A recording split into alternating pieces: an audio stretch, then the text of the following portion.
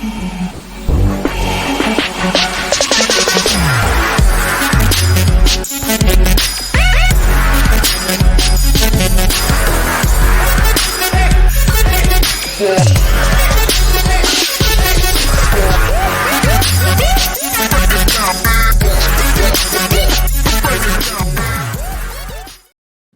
up, everybody? It is your boy Baddog here with the New York Giants post-game video. As always, thank you for clicking on the video. Appreciate you. Hope you're having a great weekend. Hit the like button. Helps out huge. Hit the subscribe and ring-a-ding-ding the bell.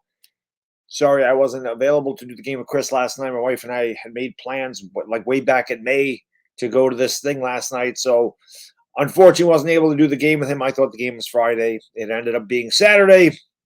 I missed you guys, always do. I love being able to do the games with Chris and, like I said, watch the game with thousands of our closest Giants friends.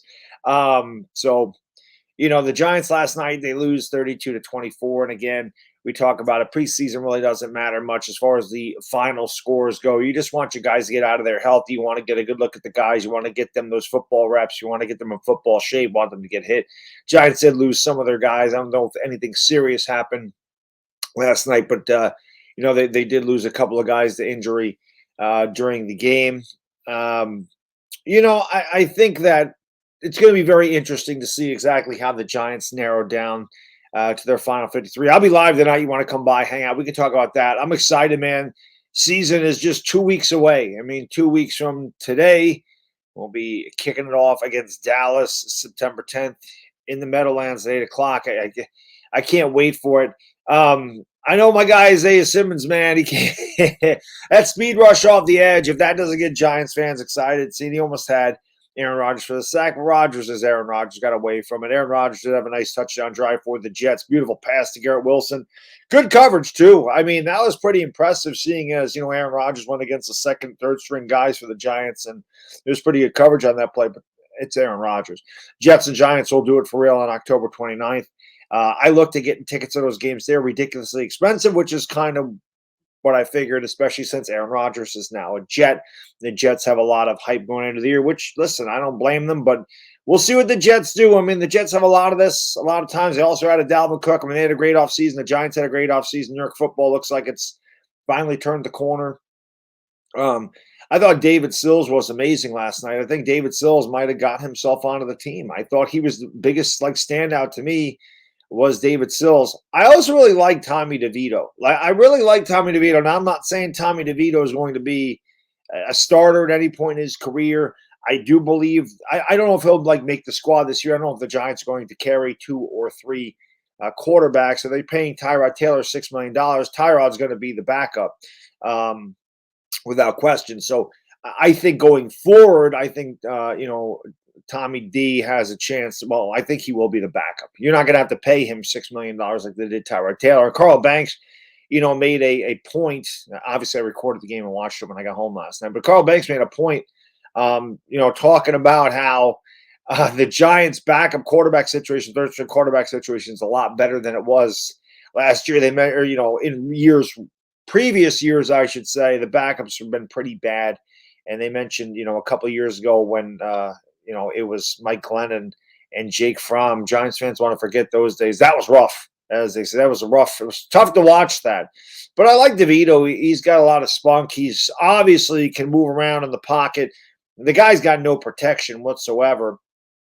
We'll talk about that as well, because the Giants' offensive line, it's still a work in progress. If there's any concern on offense for me, it is definitely the offensive line. I'm not saying so much the starters, but Evan Neal definitely needs to take his big step forward. He's going to get tested right away against Dallas. We all know what Dallas did to him, what Lawrence did to him the first game last year. He put Evan Neal in a turnstile, and Evan Neal did not look good that entire game. Did get better throughout the year, dealt with an injury, and then maybe came back a little too soon or was favoring that injury. Didn't play well at the end of the year. He's looked okay in, training camp so far in preseason, but I as Giants fans, we need Evan Neal to take that step up. He doesn't need to be as good. It would be great if he could be as good as Andrew Thomas. I don't think we're looking for him to be as great as Andrew Thomas is, but it'd be nice. JMS has been awesome. The guard situation is a little worrisome, and the depth is bad. I mean, watching Matt Parrott play, Carl Banks was pretty rough on him last night with good reason, and then Parrott would make a nice block. But Parrott is just you worry about guys like Shane Lemieux and Matt Parrott and getting in there because listen, man, that backup offensive line is not good. I mean, let's just call it what it is. Not good. Eric Gray took a handoff last night, and as he got the ball, he was getting tackled. And Tommy DeVito's back there running for his life all night long. So, again, we don't have depth in the offensive line. That is something that Shane and Dable, Brandon Brown, they're working on it. Again, you don't do it all in 1 year. The Chiefs seem to do it 1 year, which is amazing. But the Giants are doing it. I also like the fact now it didn't end up being a completion, but I did see Jalen Hyatt get past Sauce Gardner. That was a really good matchup. But the fact that Hyatt got past one of the best cornerbacks in the league and was wide open, the ball hung a little bit, and Sauce was fast as hell, so he recovered. And that's why the man won Defensive Rookie of the Year with good reason.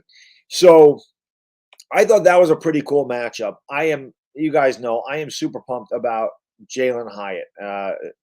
We haven't had that kind of speed in forever. I just think he could be such a weapon in our passing game. Just that guy, kind of like, and people have mentioned this, kind of like Deshaun Jackson was, and I freaking hate him. Oh God, you want to talk about an Eagle I could not stand? I don't like any of them. Let's be honest.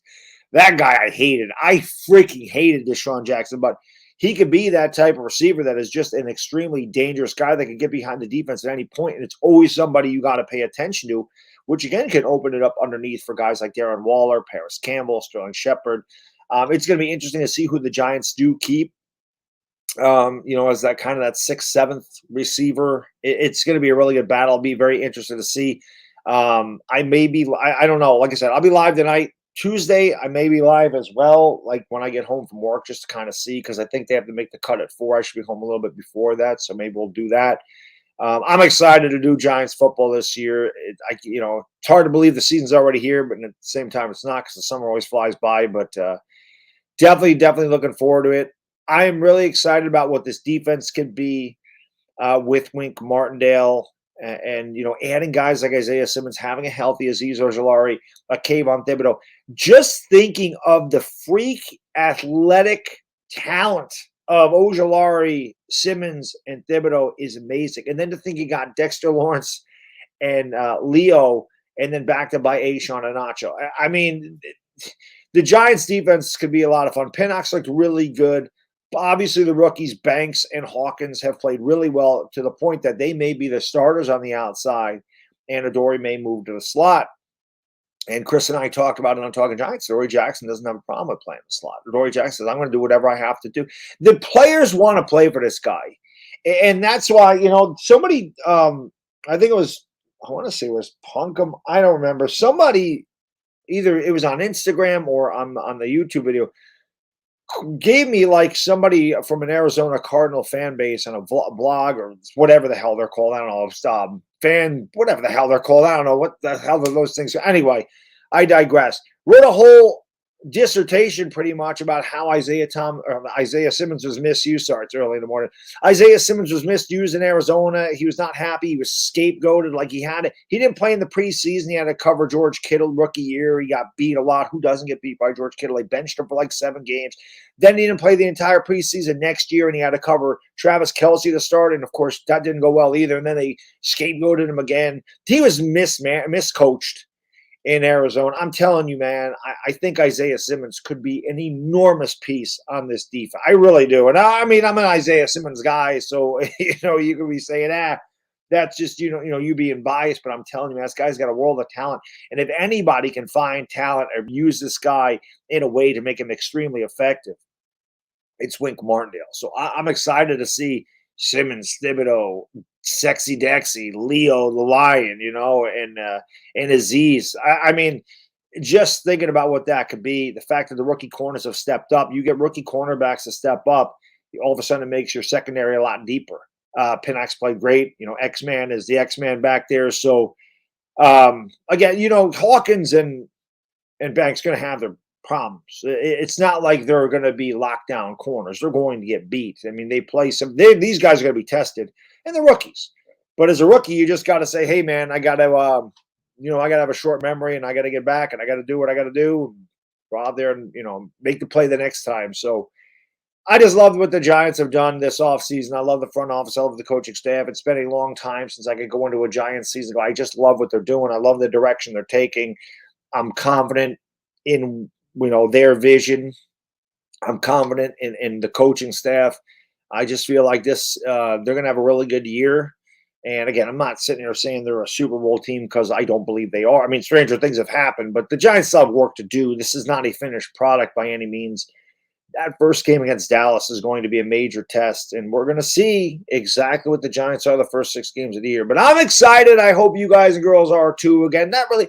I mean, it's the last preseason game of the year. You're battling for position. Not a ton to talk about, but I did want to come on and do a video. And like I said, I'll be live later tonight. We can talk about it. I'm pumped to talk about Giants football. I really am. It'll be a busy week. I know. I'm pretty sure Chris and I will be live with Patty Train on Tuesday. I got the Super Friends on Wednesday. And then Talking Giants will be sometime either Thursday or Friday this week.